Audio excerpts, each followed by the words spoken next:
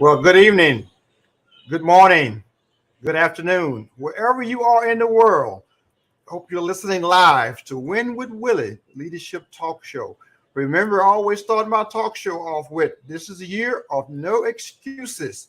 You and I must inspire until we expire. So, thank you for joining another broadcast of Win with Willie Leadership Talk Show. What you and I do not see, what most of us never suspect of existing, is the silent but irresistible power that comes to those who rescue, come to those and fight and face discouragement. But yet we all deal with facing discouragement because we all have that silent, irresistible power to fight on in the face of discouragement. And Win with Willie Talk Show is about encouraging us to fight on, to lead on, serve on, grow on, reaching our fullest God given potential and becoming the best version of ourselves. See, you and I, the best gift that you and I can give our family, our community, and our organization is the best version of ourselves. And how do we become the best version of ourselves? We must first learn to lead ourselves because you and I cannot give what we do not have. And I have a special guest tonight, a long-term educator, something that's true and dear to my heart. I have Dr. Elvis Epps with me tonight, a 30-year educational leader. Let me read his bio, and you are going to be impressed before he makes some comments. Dr. Epps is a leader who knows how to get results. He's passionate about serving and coaching others on living a more productive and abundant life. Whether delivering keynotes, sermons, or seminars, you can count on Dr. Epps to provide you valuable information that's motivating, inspiring, and encouraging. Dr. Epps serves as a high school teacher, high school assistant principal, a principal, and a school district leader for more than 30 years in Florida. He recently retired as a high school principal from Palm Beach, Florida School District. He just released his first book, or his new book, New Principal, No Problem: How to Lead a Winning Culture Without Losing Your Mind. I tell you what, we need that right now.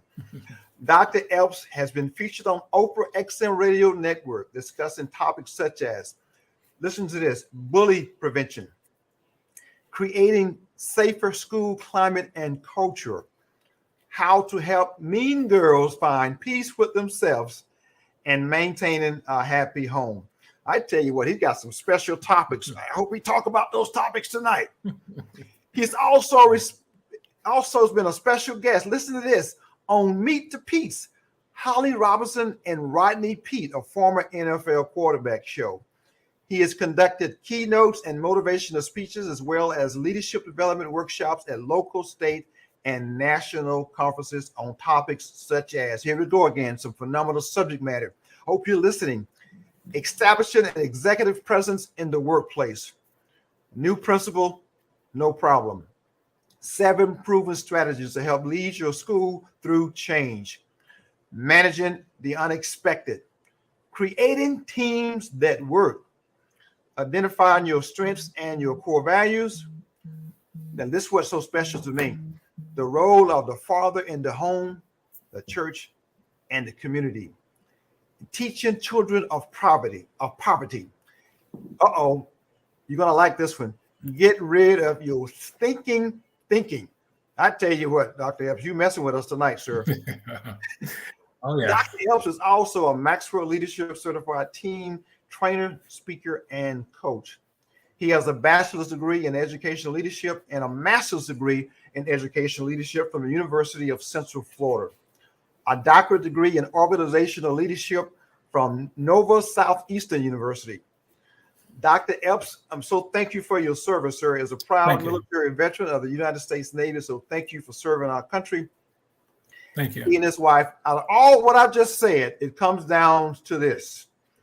He and his wife, Lori, have been married for 33 years, and they have 2 beautiful adult daughters. Dr. Epps, say hello to my audience, sir.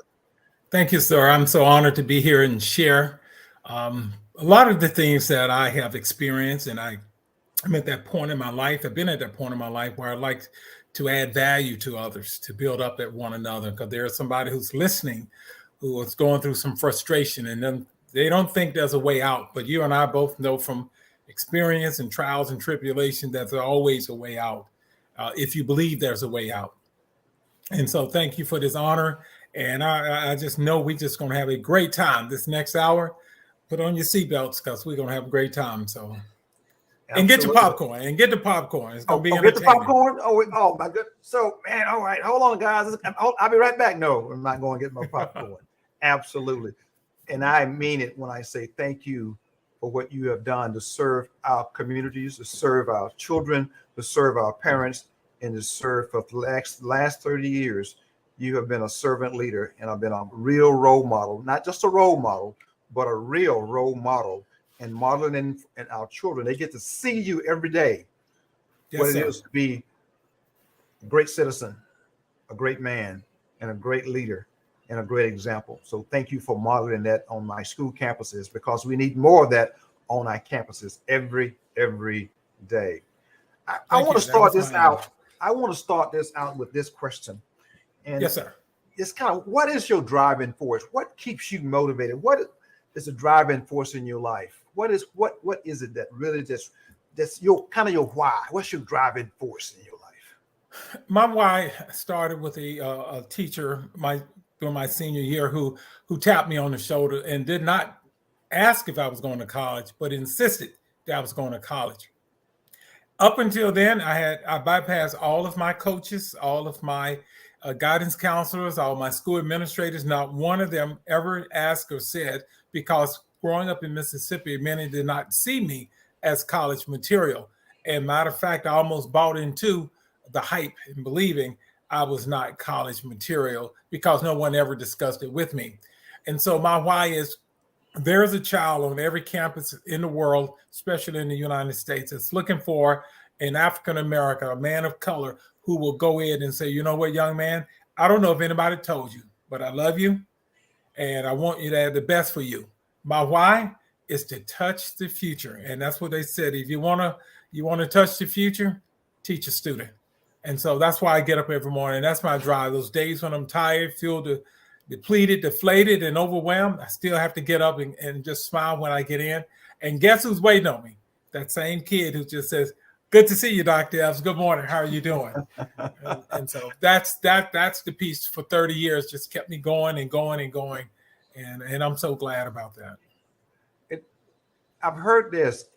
If you follow in your heart, you follow in your passion, and you know what your why is, you never work a day in your life, because that is your North Star. Yes, I've heard that said in different descriptions, of course, and different iterations, but I've said that is your North Star. And I can tell you, based on what you have done and going through the book that we're going to talk about tonight, that you have impacted a lot of young men and a lot of young women's lives. And eventually they're going to come back and give you your flowers. Yeah, while I can smell them. That's what I said. Absolutely. Give them to me while I can smell them. Now, you said this, you said a word, and you mentioned a state, and it's called Mississippi. Yes, sir. The country of Mississippi. Mississippi. Jackson, Mississippi. Jackson, Mississippi. Now, in the South, we tend to like our food in the South. No matter where we are, I think we like our food. That's a universal conversation. No matter where you're in the world, you can talk about food. We're going to meet at the table. You're going to meet at the table. A lot of conversation, a lot of problems solved right at the table. Let me ask you about this favorite food, though, in Mississippi. What's your favorite dessert? Peach cobbler, to be honest with you. I love a good peach cobbler, not a store-bought, but a homemade peach cobbler. Now, do you know how to make a homemade peach cobbler? No, I don't. Okay. So now you rely on store-bought, or is someone in the household making a homemade peach cobbler? It's the store-bought, but I don't eat it often because I'm on a major sugar reduction in my life. Okay. And since I've retired, I've taken off 19 pounds. And not there because I'm reducing the sugar intake and increasing my protein and exercise, and just peace of mind, man. It's 19 pounds. I'm back in clothes. I'm smaller now than I was before the pandemic. And you know, and a man is just around the waist. So Absolutely. And so my wife said my face is thinner. You know, you can't tell when you look. You know, I don't see the transformation, but I feel much better because I was intentional about that. And you said a key word. You know that key word is called intentional. Intentional. Yeah, intentionality. Yeah, intentionality. So, ladies and gentlemen, are you hearing this? Intentional. He lost 19 pounds. He's putting on clothes that he hadn't put on for years. In 2 months. In 2 months. In 2 months. Because he's being intentional. Intentional. Yeah. Education is and I've been around it for not as long as you have, of course, because I made the transition from the military in 2002. And I went into education. I started teaching college, but it's not at the high school level. I didn't get into the high school level until 2006 as an Air Force Junior ROTC instructor. Put the uniform back on in 2006 and walked those hallways and made a difference. And I feel I made a difference in a lot of young men and young women's lives, being in that uniform, being a positive role model. But tell us, you mentioned that someone didn't speak into you, but someone did speak into you. Let's talk about your career path and what made you decide. What was the decision that drove you into education, and then the why in education, that career path in education? Talk about that for a moment. Yeah, once when I went to Alcorn State University, which is a historically Black college university in Mississippi, and Norman, Mississippi. After I graduated from high school, I went to Alcorn State on a full ride athletic scholarship. I was on the track team. I was a high jumper, and on the mile relay team and triple jump. And so, and from there, I joined the United States Navy in 1982 and pursued that journey. I met my wife when I was stationed. I was in the Navy on a Navy destroyer for 4 straight years. And then after I left there, I went assigned to Patrick Air Force Base. So from Patrick, I going to church, and that's why I met my wife. And long story short, I was graduating from the University of Central Florida, and there was a freeze, all over the place, believe it or not, when I was looking for a job. And she asked me if I considered education. I said, no, it's not on my mind, but I love coaching and I want to coach track and field. And she said, yes, you could do all of that. Just think about education. And so I did and pursued it. And who gave me the first call to come and work? A principal in education, matter of fact, an alternative education at that. So for 7.5 years, my first 7.5 years, I'm working at alternative education. You would not believe my first day of work. I was assigned to the Orlando Juvenile Detention Center. And I'm like, what in kind of building is this? And so you go inside, you got to buzz in, you close one door and it slams behind you. I am one nervous. Matter of fact, I don't want to use the word scared, but I'm just like, what have I got into? And then you got to close this door before you open that door. And then there's another door that goes into the classroom. So I have 3 locked doors behind me. The only way out, they have to buzz you out. But one of the things that really touched my heart, there were some students who were just misled, misdirected, came from a lot of fatherless, leaderless homes that I met in there. And it changed my life completely. For 7.5 years, I met young ladies. I met young men. They were tough around the crowd, but I knew for a fact they had a story. And so when everything was over, I would sit one-on-one with them and the tears would flow, how they messed up. They wanted, life, because I often tell people, if you're not training them in the church or in the school, if you're not having proper orientations with them, they will be indoctrinated in street gangs and some kind of illegal activities.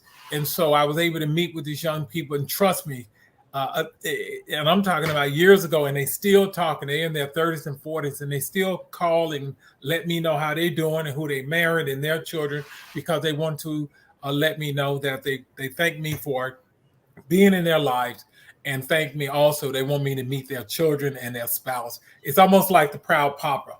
And Absolutely. So that was my why. And then the reason I left there and went to become an administrative and an assistant principal in elementary is because I wanted to reach these young boys, especially my Hispanic and Black African-American males, even younger.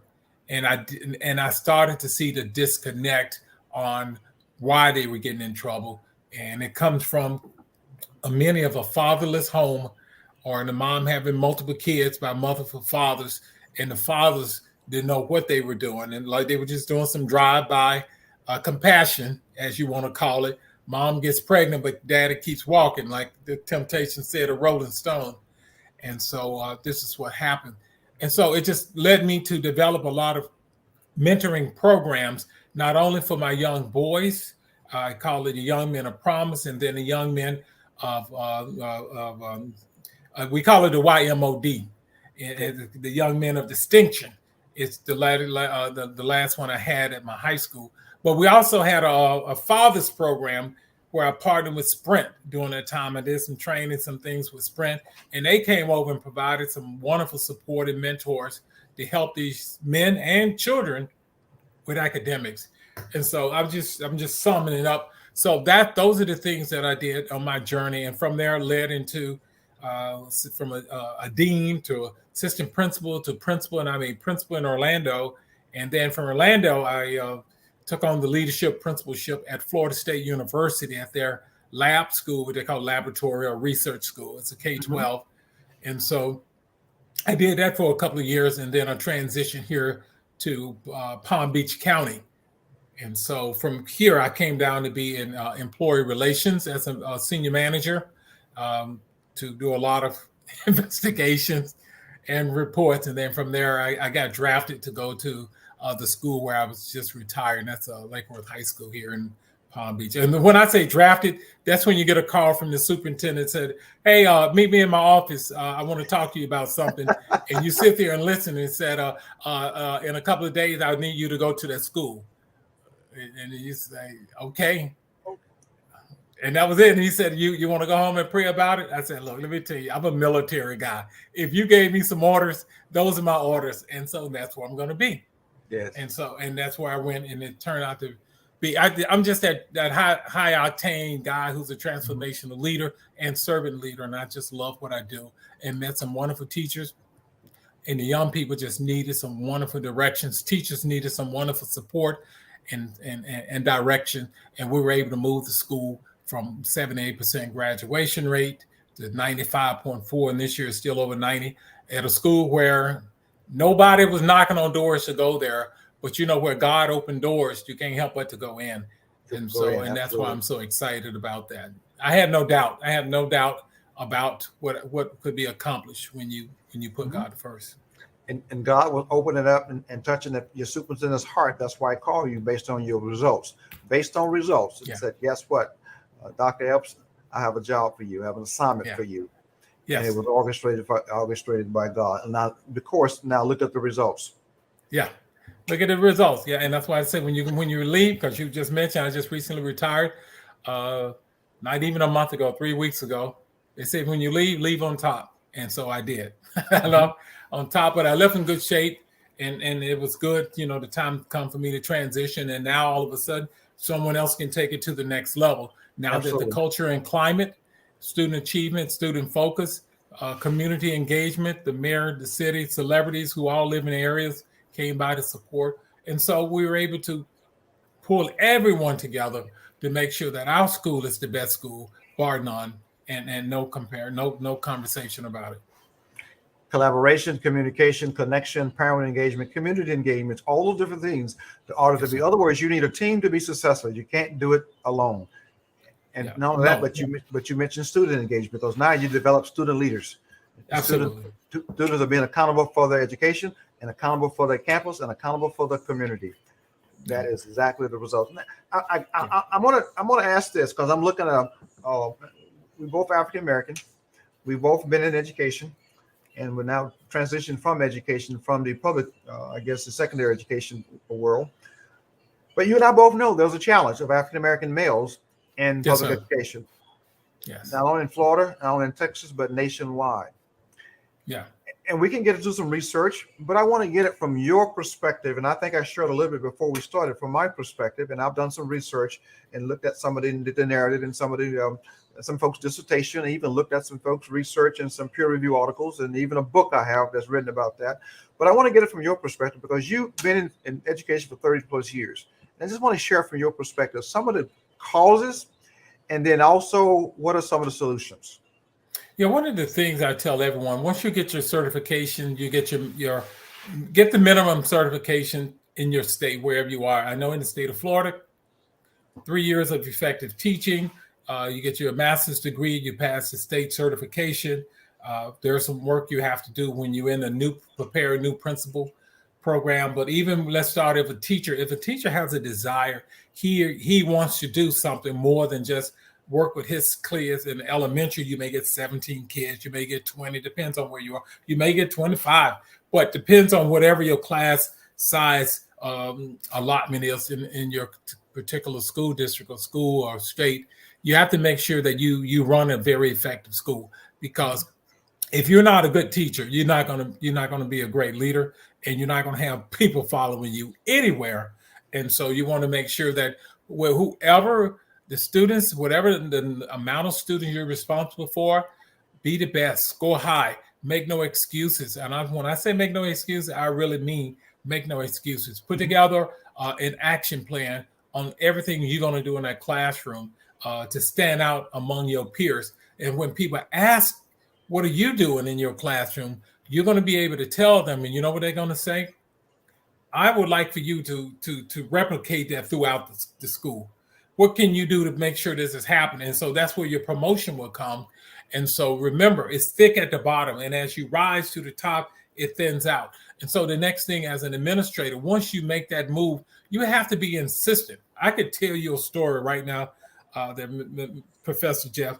When I was an assistant principal at an elementary school, here I am, this black male walking around. And one of the many schools that I was in, I'm making my rounds. They always put the black, I can't say always, but every school I've been to, and the majority of the black males that I speak to, always been put in charge, discipline, custodial staff, all the things that doesn't require instructional thinking, but more of managerial type skills.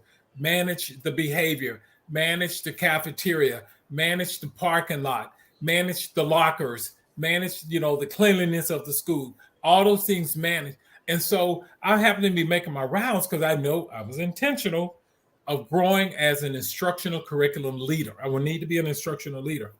I happen to be making my rounds, and I go in this room, I'm taking a shortcut, and I go in this room, and they're having a curriculum meeting. And I looked at the principal, and I'm saying, well, hey, how you all doing? I'm smiling, I'm laughing, but I'm really like, what is really going on? You having a meeting? I didn't know about it. Here I am, the assistant principal. It was only a principal and assistant principal. So the principal having a meeting with the curriculum, the instruction, the ESC, the special education leader on campus. The 3 or 4 of them were having meetings, and I was missing from that meeting. And I said, well, I didn't know you were having a meeting. Well, because the principal didn't see me as an important factor, equation, when it came to making curriculum and instruction decision. And so I started looking at her calendar and saying, when you have these meetings, I need to be in these meetings so I can learn and grow, especially when you're talking about a K-12 mindset. So principals, aspiring principals, when you get in these, you have to be intentional. Another reason why a lot of us are not in these positions, a lot of people do not believe that African Americans can lead certain schools. When I left Orange County, a wonderful place, I learned so much. I knew for a fact the type of schools I would be earmarked for. Those are your alternative schools, those are your inner city urban schools that are not known for academic success. And if they reach that plateau, it's almost like a one and done, because, it was almost like luck, then it's going to go down. So the success was not sustainable year after year. And so I knew for a fact if I stayed around, those are the kind of schools, that's where they put a lot of black males and females in your inner city schools, and everyone else get all the high performing schools. And so I left there and got the job at Florida State, which was just a joy of my life. And people seriously ask me, how did you get that job? I mean, what did you? I said, I interviewed. There were 259 people. I said, what do you mean? How did I get it? I interviewed well. I was the top choice. Well, how many interviewed? I said, according to me, I was the only one who interviewed. And I knew there was a lot, but I was just confident. But I knew what they were asking. Yes. Because we didn't see you. We don't see you as that person to lead. one of the top schools in the nation, not just state, but nation. Yes. And so how do you do that? We were like 460 some in the nation of high schools by the World Report, what they call that, Business World Weekly Report in World News. We were ranked very high, and I enjoyed that. But it was a school that was high performing before I got there, high performing during my time, high performing after I left. So I knew for a fact that I said, Lord, thank you for this opportunity, but where do you really, really need me? And that's what brought me here to the South. So young men who looking to move up, African American men, if you're not intentional, if you're not purposeful about your journey, if you just sit back and you're happy just being in charge of discipline and being in charge of breaking up fights, if that's your calling and you want to do that, so be it. My calling was much higher. I wanted to lead the school. Why? Because I knew I could. So I didn't want to just make an impact with the knuckleheads who like to fight and the parents want to come up and curse you out. That wasn't my calling. It's a part of my calling because when you look at the big picture, all of that comes with leading. And my leadership started as, Professor Jeff in the military. You just give me an assignment. I'm going to get us there. Phenomenal. Now, back to the other root part of that question is that what prevent us and what are some of this you think historically has prevent, even with those numbers and moving up, African Americans moving up and they're doing exactly what you're doing. They are bettering themselves. They are opening doors. They're learning. They're excelling and results there, and they get opportunities to get promoted. Yeah. But when you look at the pool of the numbers are very, very minimum to begin with. What do you think are some of the causes that requires why those numbers are so minimum and African American males are pursuing education? Because when you go to the HBCUs or traditional colleges, not very many African American males are pursuing education as a discipline. Yeah. First thing is money. And I don't care what people say. I've asked so many, even when I went to Alcorn State University, called some of the historically Black universities and say, look, I would like to visit your campus. What can I do to talk to some of your people to encourage them to come to the school? That's just part of the active recruitment of teachers. And they said, you know what? I'm sorry. Even at Florida State, when I was a couple of years ago, I don't know what it is now, but the number of people going into education has dwindled significantly. Money is not the issue. I mean, when it comes to funding and getting a bachelor's degree, they were looking at the outcome because the shift is almost like when Kodak was in business and then all of a sudden the cell phone came with the camera. Kodak did not keep up with the times. And so does the camera work? Absolutely. Does it still work? Yes. But it doesn't stay up with the time. And that's what happened with Blockbuster and Netflix. I like it. You can still watch movies. You can go the old way with a VCR, or you can stream it through Netflix, because our colleges of education did not keep up with the mindset of this new Generation Z. This Generation Z, they're not into that. I don't need the party. Just give me the money because I want to feel good. And we have to shift that paradigm on how we address and target these young people. And as a principal, I had employees from 20 all the way up to 70. And I knew for a fact I had to understand. And this is where a lot of our men tend to come up short. It's you're failing to understand not only the geographical differences, but the personality differences. You have to understand the dialect differences. I may say, hey, what's up? How you doing? And someone from the North, what do you mean? What do you mean? How you doing? What do you mean? What's up? And so there are some words I use in the South that may not be comprehensible. They can comprehend. And so there are a lot of things you look at. Here are some of the things that I've noticed. And it's sad to say, a lot of people who do not, and this is what I faced. I had over 17 physical interviews before I became principal. I'm talking about with my doctorate degree. Because a lot of people did not see me as the face of their school. And when I say the face of their school, is this Black man? Is this who you want to see as your school? They would put a Black female, but they would see me at 6'2", 230 pounds, saying, I don't know if this is a guy. He's an ex-military. He's a little bit too hard around the edges. Don't even know me now. There were times when I had interviews, not only the 17 physical interviews, I received about maybe 15 of Thank you for applying. However, we went with someone else. And then I probably had about 10 just quiet. Okay, did I get the job? Did I not? So those were stepping stones, and those were things that I utilize to build my momentum, my drive on helping other African American men and Hispanic men too, because they also dwindling in this equation. But what they can do to make it there, and that is get the certification, develop thick skin, thick skin, because yes. because you're going to hear it. They're going to talk about you.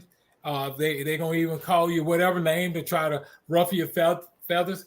And you just sit there and look just like, not bothering me at all. You either going to do it or you're going to leave the campus. So, and then you have teachers who don't like you just because of the way you look. But let me just give you a word of advice to all the young principals. When you get in there, your job is to lead.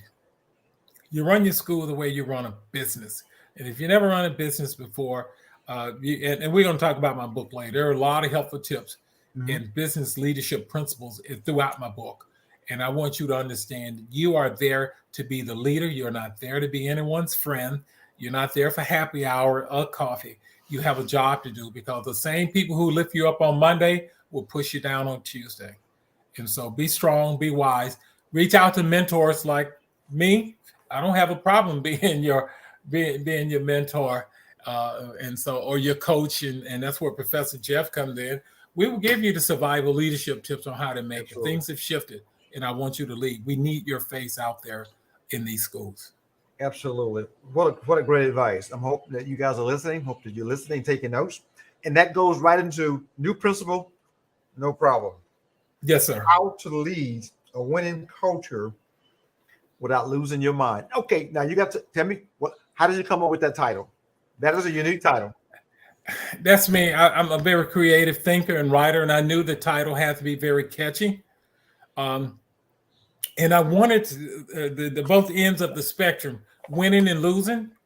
And then I had to put the word culture in there, because every campus I've been to, the culture and climate has always been a concern when I stepped on campus. Even throughout, they're always a concern about culture and climate. So culture is a key word, it's a buzzword throughout the world, especially when it comes to the business. You want to build a culture when you're in your school, build a culture of togetherness, collaboration. You want to build teamwork where everyone's focused, moving in the right direction, which I do love.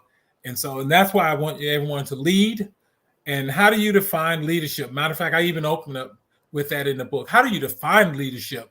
You just absolutely took my question away, but you go ahead. You got it. That's my next question. How do you define it? Come on, talk how do you define leadership? You define leadership. Matter of fact, it's John Maxwell said, but he got it from his mentor. Leadership is influence. Nothing more, nothing less. But one of the things I learned in the military, the other part of leadership is execution. And Colin Powell said the day your followers stop coming, your soldiers stop coming to you with their concerns, it's the day they no longer need you. So it's about trust. So how do you define leadership? You have to look at it as what can you do to serve those that you're leading? And I use a key word, serve, and that's what servant leadership came to existence. You have to serve those, because right now when you're managing the unexpected, there are a lot of things that happen throughout the fabric of your troops, your team, your department, your school, in your community. And for example, some years ago, I had a young man who got hit by a train and died. Okay, that didn't happen on campus. Nope, didn't happen on my hallways. No, but it happened to a student just down the street from my school, and everybody just enjoyed this young man. He was a great kid. Got hit by a train, died on impact, and here I am. I had to divert some things to make sure kids don't walk home and see this body in the street. My assistant principals rallied together. It was a very surreal moment. I'm just like, get this kid out the street. I mean, I'm getting an attitude because you won't move this kid. He got hit by a train. And then they said, Dr. Epps, I know we want to move him, but the coroner really has to come and see this. The police saw it. I said, my heart is breaking for his mom, who's waiting on him to come home, a high school kid. She relied on him so much. And so these are the things that you do. When you lead, do they listen when you talk, or are you just does your preaching, does your message match the movement throughout your campus? Mhm. And so we look at that. And then do you have the right people, as Jim Collins often said 50 years ago, do you have the right people on the bus, not only on the bus, but in the right seat? Mhm. And so as the bus driver, you constantly have to move players around, teachers around to get the results.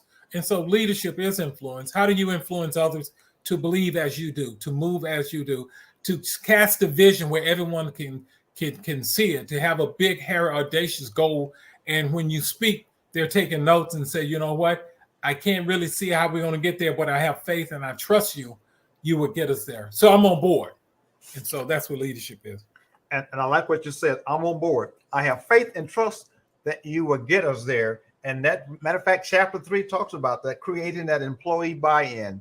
It's Yes. just that people don't buy into the leader until they buy in. They don't buy into the vision until they buy into the leader. So you have to create that buy-in. And Jordan Gordon, matter of fact, I'm going to just read your quote and then you can elaborate on it. Yes, go ahead. Yeah. Just about every organization has I love this. Every organization have a mission statement. Yeah. But to be the best organization, have people on a mission. Yes. That's right. From Jordan. I have several of John Gordon's books. Matter of fact, about 6 or 7 of his books. He talks about that. Matter of fact, he talks about being on the bus, building teams. Yep, building teams. But I like that. Elaborate on that for a moment. Everyone has a mission statement, and we all do it. And some we don't know it, we don't remember it, and it's not quoted every day. But the focus of that is just to have people on a mission, and that is creating that buy-in, creating that culture that you elaborated on earlier. So talk about that for a moment. One of the things I've noticed through my leadership in just many years of just walking through different schools, I've noticed that people have mission statements posted, but very few can really tell you what the mission statement is.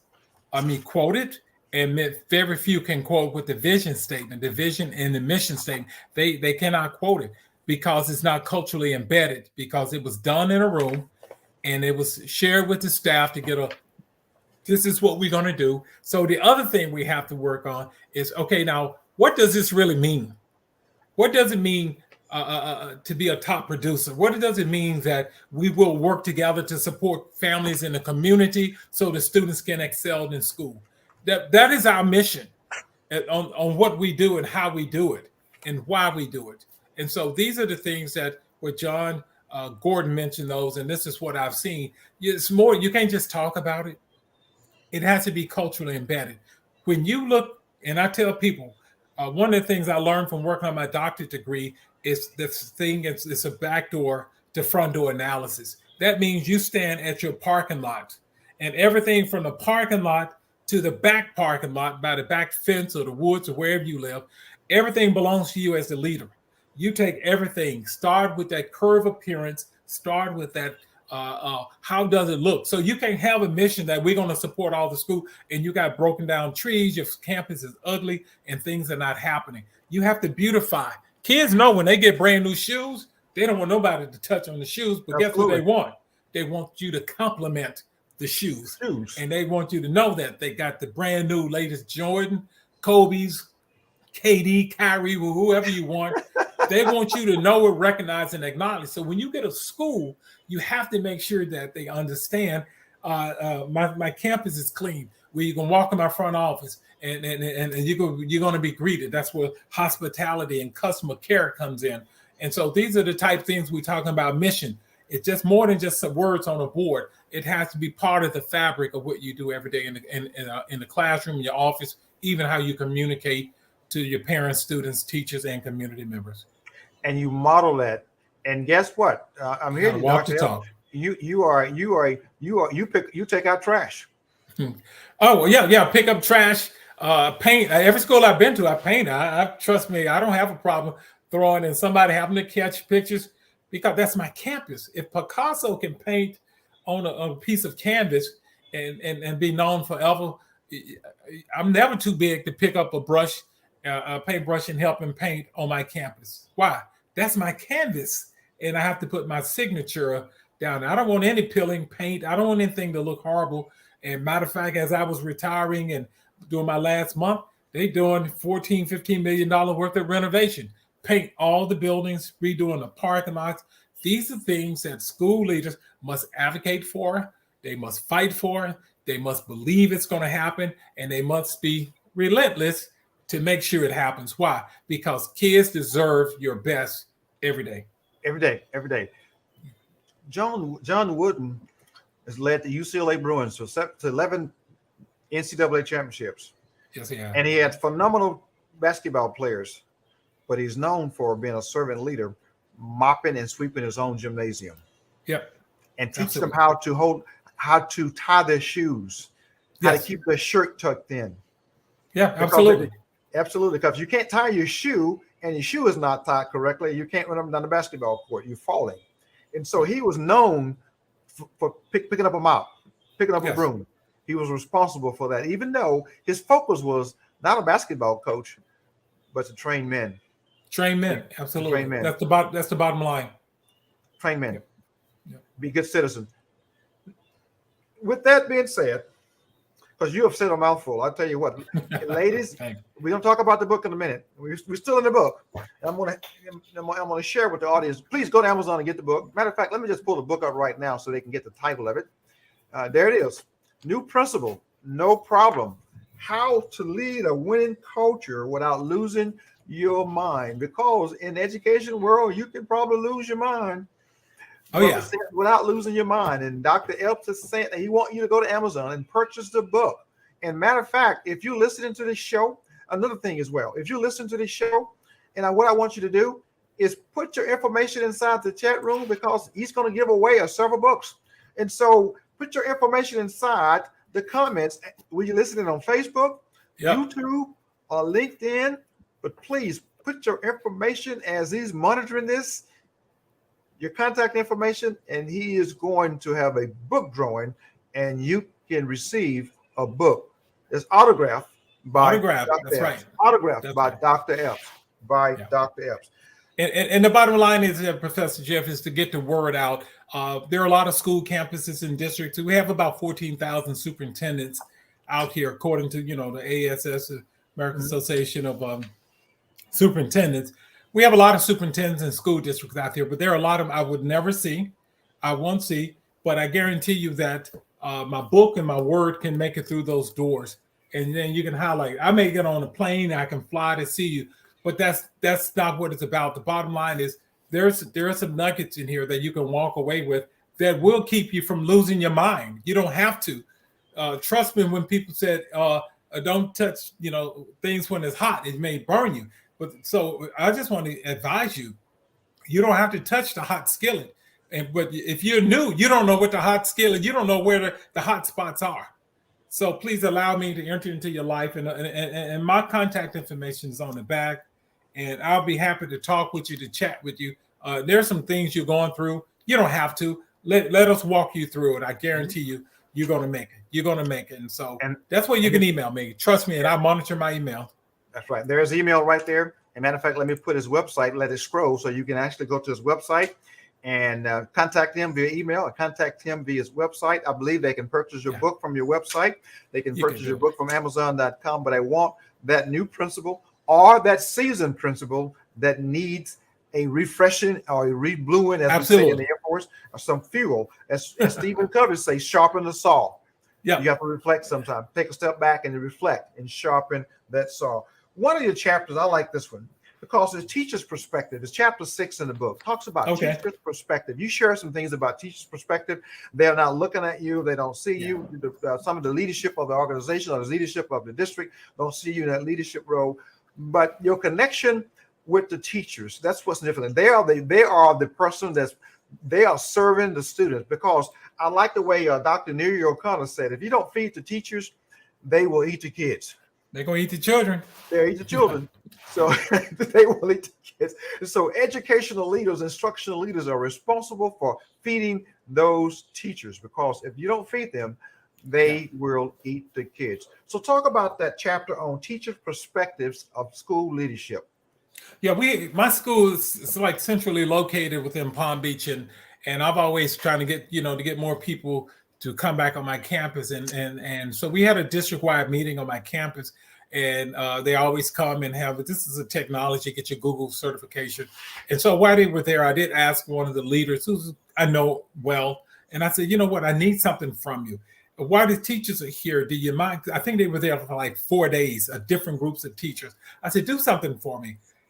Here's a survey. I went to my office. It said 5 simple questions. Here are 5 questions, 5, 6 questions.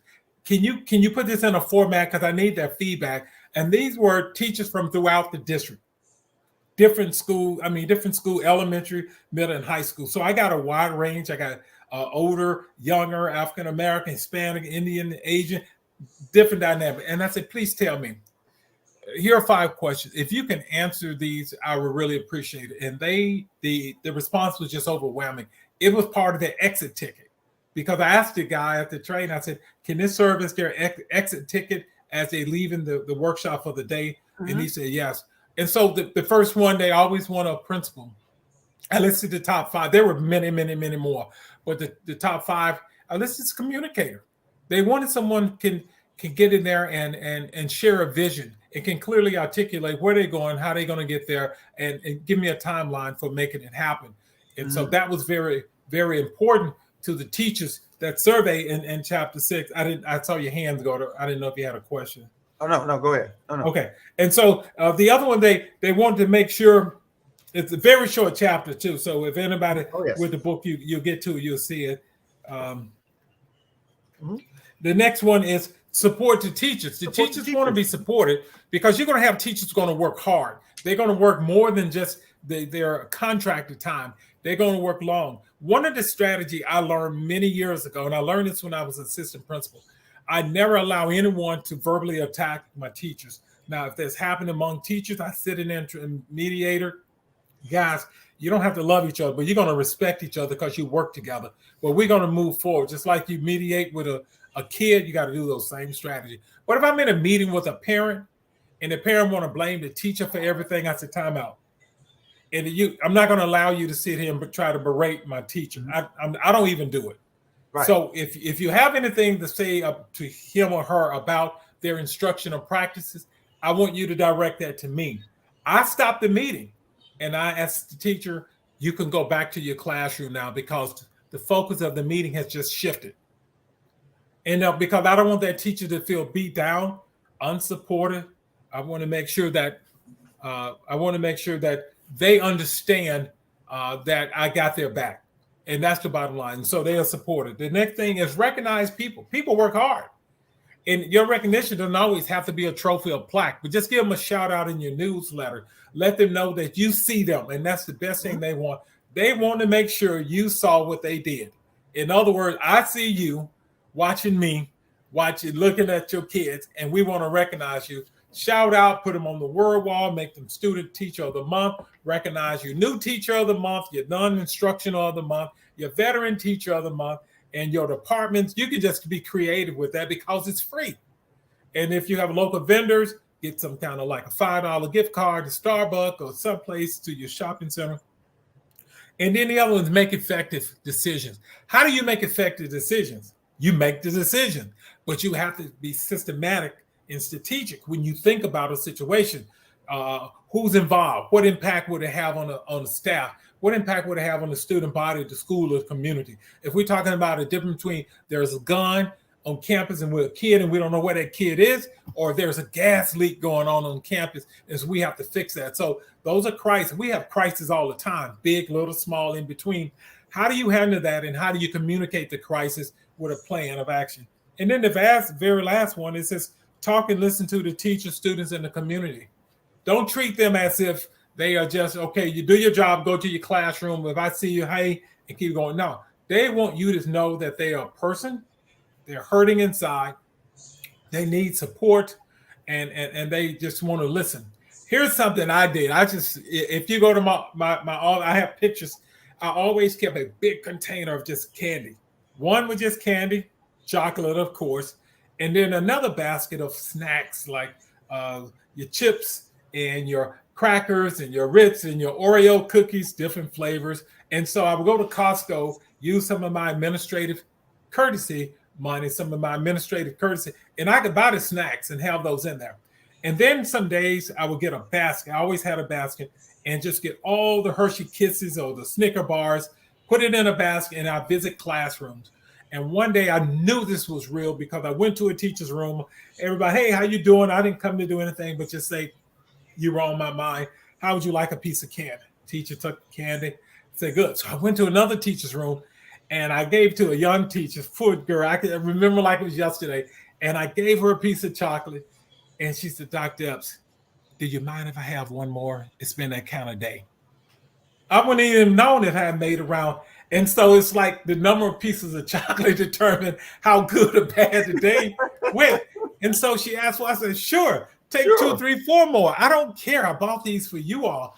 And I said, look, this is yours. Have this candy, eat it, enjoy it. I'm available. Let's talk after school if you see me. And so we did. We was talking. She just overwhelmed. There were a lot going on, not only in her life, but with her family, and then our parents, because we are at that age now where we are taking care of parents, we're taking care of children. And so we have to do these things to make sure all these things. So that's what came out. It was beyond. I didn't go in there to see because she's one of my good teachers. So I'm like, I want to be discreet about this thing. Let's have a good time. How you doing? I came to check on you. And so she asked for a piece. Sorry about that. She asked for a piece of chocolate. And I said, wow, I never would have known. And if I just popped in, how you doing? Did a thumbs up and left. But this time I was intentional with my box of chocolate. I mean, who doesn't like chocolate? And so, and I tell people, they say, well, I'm diabetic. I say, here's what you do. You take it, put it on your desk, and just reward a kid for it. I guarantee you that kid will remember that piece of chocolate. They may not remember what you talked about, but you gave them a piece of chocolate. As we said, I might not remember what you said to me, but I remember how you made me feel. How you made me feel. How you made me feel. And what you said intentional. And leadership is about relationship, is about making connection. People buy into the leader before they buy into the vision. Yeah. And they're connected. And it doesn't take a lot to recognize our teachers. Small things matters. Recognize them. Small things, small gestures do matter. And you never know the significance of a small gesture. Dr. Epps, may I have 2 pieces of chocolate? It has been that kind of day. Yes, it's been that kind of day. And I'm like, wow, I almost missed this. Missed it. Well, sir, you've been absolutely wonderful. I'm going to have you close it out with this. I'm going to ask you to kind of share with the audience, if there was a book written about Dr. Elvis Epps, what would the title and what would the summary be? The title of the book will be called People, It's Not That Complicated. That's the title of the book about me. The man who found a way to make it happen without excuses. That's it. The man who made it happen. I grew up with very little, and like most of the listeners and most of the people that I speak to, I grew up poor and didn't realize I was poor until I went off to college and took sociology. Right. And they, if you're in this income bracket. But in my household, my mom and dad, we were a family. My mom and dad always found ways to have food. And so the Bible said, what you have done to the least of these, you have done also unto me. My calling, my why, my drive, my book said that he gave what he had with what he had while he could for those who needed the most. And so that's always been my drive. What is it today that I could bless someone with? Do you need a piece of chocolate? Do you need shoes? Do you need, and I didn't even get into the 2 pantries I have, the washer and dryers that we have on campus, me cleaning out one of our special needs classroom and partner with Home Depot to put in a brand new refrigerator, stove, microwave oven, because I want these kids to learn life skills, not just sit there and trace paper, the letter A 1,000 times. And so the teacher knew how to cook. And so she was able to teach a lot of non-cooking desserts, a lot of meals to help these special needs kids learn some life skills. And so Home Depot did a wonderful thing, and they said 50, whatever you want, 50%. So the book will entail my life journey on a young man who started with very little. He ended the journey with very little because he gave it all along the way. Gave it all away.